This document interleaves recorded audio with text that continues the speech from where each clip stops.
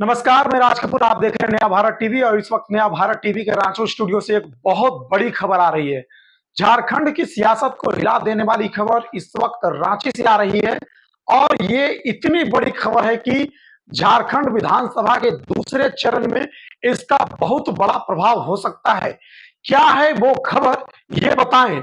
उससे पहले मैं जरा आपको हेमंत सोरेन ने एक ट्वीट किया है, वो ट्वीट आपको पढ़कर सुना देता हूं। हेमंत सोरेन ने अभी थोड़ी देर पहले एक ट्वीट किया है, राज्य की मैया जीत गई, तानाशाह हार गया, पर लड़ाई जारी है। मैया के खिलाफ अब ये सुप्रीम कोर्ट जाएंगे, पर मैं आप भी नहीं हराएगा। जय मैया, जय जय झारखंड। जिस तरह से हेमंत सोरेन ने तानाशाह का जिक्र किया है और मैया को जीतने का जिक्र किया है, उससे आपको थोड़ी तस्वीर समझ में आई होगी। लेकिन चलिए मैं आपके लिए खबर को खोल देता हूं। आज आज इस वक्त की जो सबसे बड़ी खबर है कि झारखंड हाईकोर्ट ने मैया सम्मान योजना पर रोक लगाने से इनकार कर दिया है। जी, इस वक्त की सबसे बड़ी खबर, झारखंड में मैया सम्मान योजना पर हाईकोर्ट ने रोक लगाने से मना कर दिया है और 1,000 रुपये राज्य की महिलाओं के अकाउंट में जो हर महीने दिए जाते थे झारखंड सरकार की तरफ से, वो जारी रहेगा। और ये खबर आखिर इतनी महत्वपूर्ण क्यों है, ये मैं बताऊं कि जो ये मैया सम्मान योजना है, झारखंड में हेमंत सोरेन की सरकार जोर शोर से इसे प्रचार प्रसार कर रही थी और भारतीय जनता पार्टी लगातार इसे जो होता है फ्री बीज कह करके हेमंत सोरेन की सरकार को घेरने का जो कि प्रयास कर रही थी। इसी बीच सिमडेगा निवासी विष्णु साहू द्वारा दायर जनहित याचिका को हाईकोर्ट ने खारिज कर दिया है। ये जो सिमडेगा के विष्णु साहू हैं, इन्होंने ही हेमंत सोरेन की इस महत्वाकांक्षी योजना को, जो मैया सम्मान योजना है, 1,000 रुपये लिए हर अकाउंट में महिलाओं को दिए जाते हैं, उसके खिलाफ इन्होंने हाईकोर्ट में याचिका दायर कर दी थी।